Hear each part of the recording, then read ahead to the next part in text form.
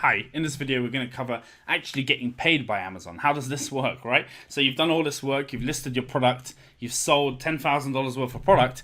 How do you actually get your money? And so basically the way Amazon works is every couple of weeks it calculates all the revenue that's come in, takes off all its different costs and fees, and then pays you the net amount to your bank account, whether that's a local bank account or overseas with a currency conversion if you're using an overseas setup, right?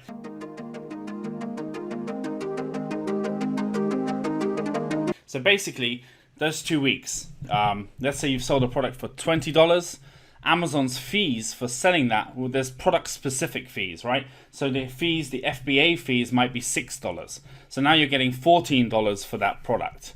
Let's say you've sold 1,000, so that's $14,000 that they owe you. They're then going to take out any other costs related to that item that you owe them during that time period for which the payment's being made. So there may be storage fees costs, there may be long-term storage fees cost. You may have had to dispose of some returns. There may have been some returns which they charge back.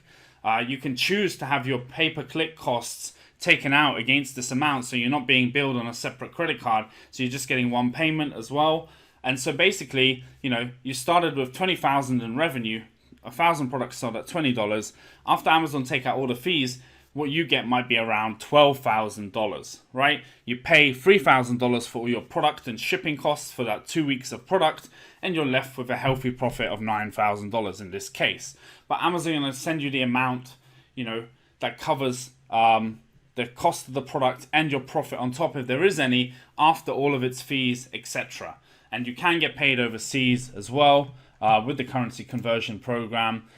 There's also Hyperwallet by PayPal. I haven't used this before. I was using a service called Payoneer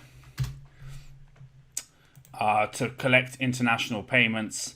And basically Amazon were paying to Payoneer and that was sent out. But getting paid by Amazon is relatively easy because you've done all the setup when you're creating your account. The thing I would do is just check over the fees when you're first getting your first few payments, so you start to understand what's coming out of there. You want to try to keep storage fees to a minimum, so you don't want stock sitting in Amazon for many months because they'll charge you extra for that.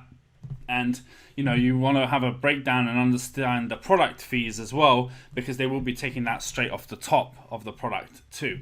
Okay, thank you very much.